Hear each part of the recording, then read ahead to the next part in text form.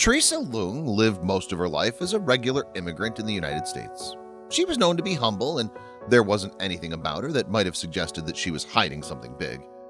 However, when Teresa passed away in February 2020, a major revelation came to light. Hello, wonderful people. I'm Scott Leffler for WonderBot. And here is Man finds old family photos, realizes who Grandma really was. Before we begin, make sure to smash that like button, subscribe to our channel, and click the notification bell for more amazing videos.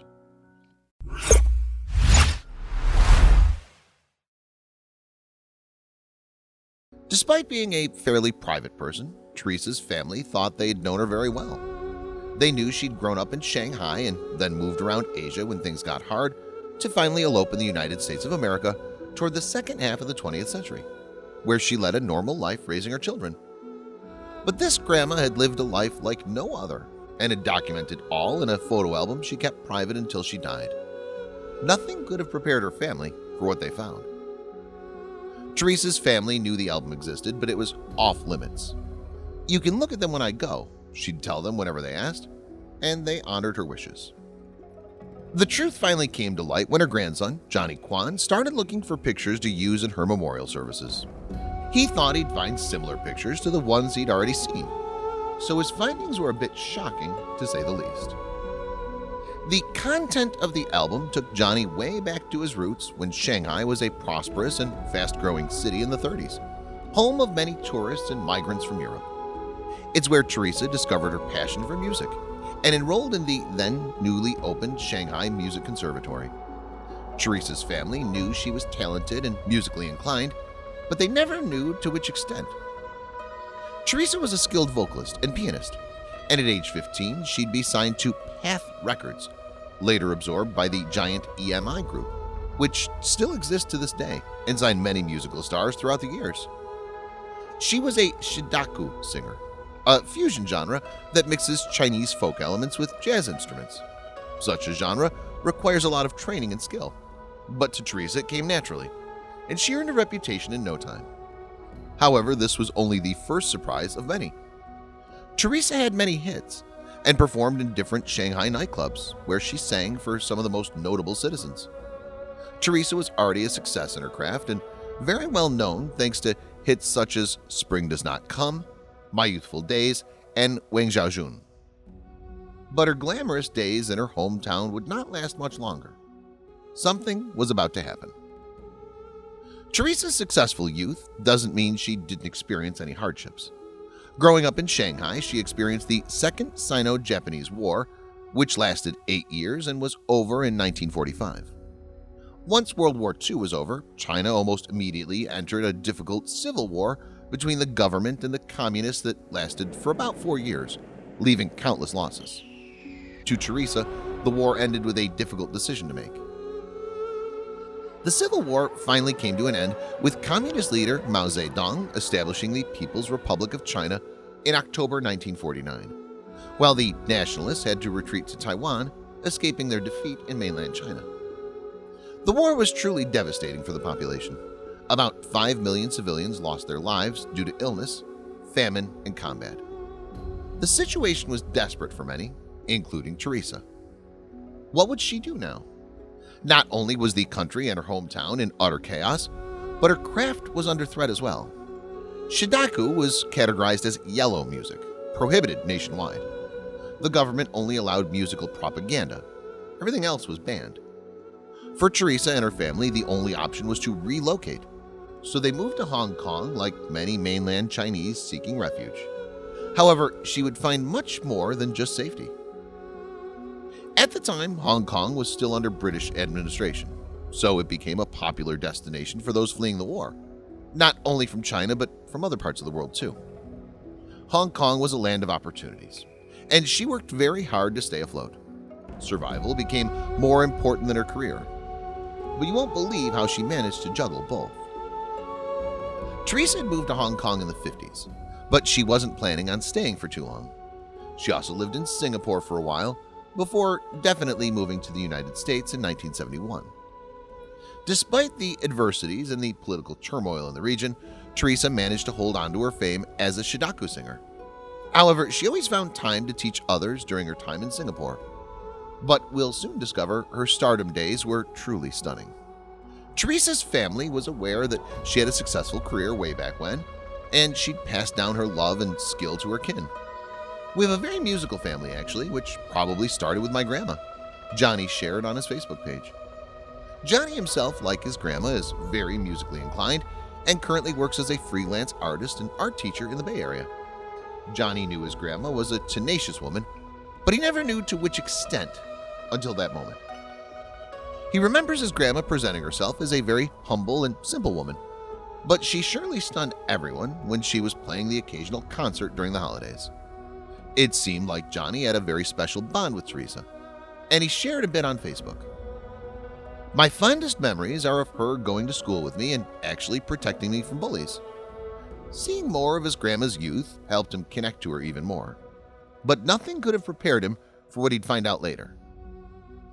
When he was tasked to scan his grandma's pictures for her funeral, he was so shocked by the album that he had to share it on his Facebook profile. He made an album named My Grandma, containing 83 of the photos he had, mostly taken between the 50s and the 60s, showcasing Teresa's extraordinary life, not only as a singer but also as a beauty queen and a model. No wonder why he felt he had to share this discovery with all his friends.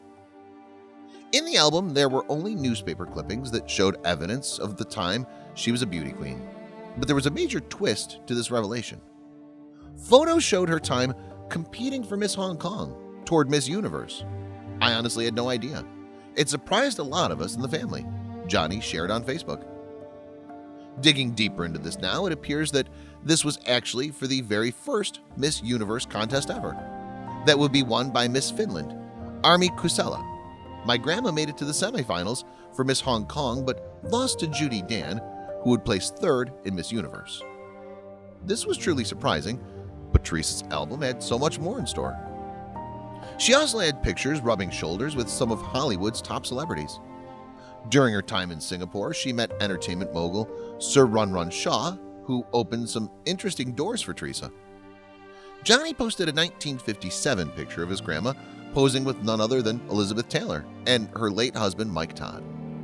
Johnny explained, "She was asked by Run Run Shaw to be a representative of the Singaporean entertainment industry to greet Elizabeth. This was all surprising, but you won't expect what came next." But this wouldn't be the only celebrities to be immortalized with Teresa. She's found posing with other recognizable Shidaku faces, such as Gu Mai and Lu Pingping. Another highlight in the album is a picture of Teresa posing next to opera singer Marian Anderson, who was the first African-American to perform with the Metropolitan Opera in New York City, breaking important racial barriers. However, being photographed next to Western celebrities was far from her best-kept secret. Teresa was in her prime in the 50s, having made a name for herself in China, Hong Kong, Singapore, and Malaysia, then British Malaya. Not only was she selling her records and performing live on the radio, Run Shaw had produced many films in which he cast several Shidaiku artists, furthering the careers and reach of the singers. Many of Teresa's friends from the music scene had gone through the silver screen, but Teresa had other plans for herself. Teresa had always been a successful model and brand ambassador. She even modeled for the German beer Beck's, among others.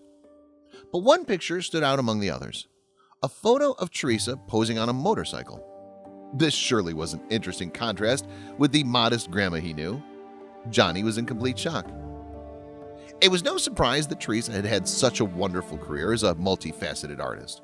Even after all those years, her family remembers her as a very elegant woman. She was very photogenic, so it was hard to tell whether a picture had been planned or was a candid shot of her. Here's Teresa strutting at the first airport in Malaysia. And what came next is even more impressive. She was so charismatic and poised, she was asked to appear in the most important places where there would be cameras. Teresa was very skilled and stood out, which allowed her to forge her own career. But not even being a successful celebrity in her craft would keep her from having to make some tough decisions, like the next one. Teresa was still in her prime, career-wise, when she made a bold move. She wanted to start a family of her own. She decided to get married. She had saved in the album a color photograph of herself in her wedding gown. Check it out. Undoubtedly, the past Teresa had kept hidden for so long was very interesting to her family, but these mementos are the ones they cherish the most. However, Teresa would soon make a difficult decision.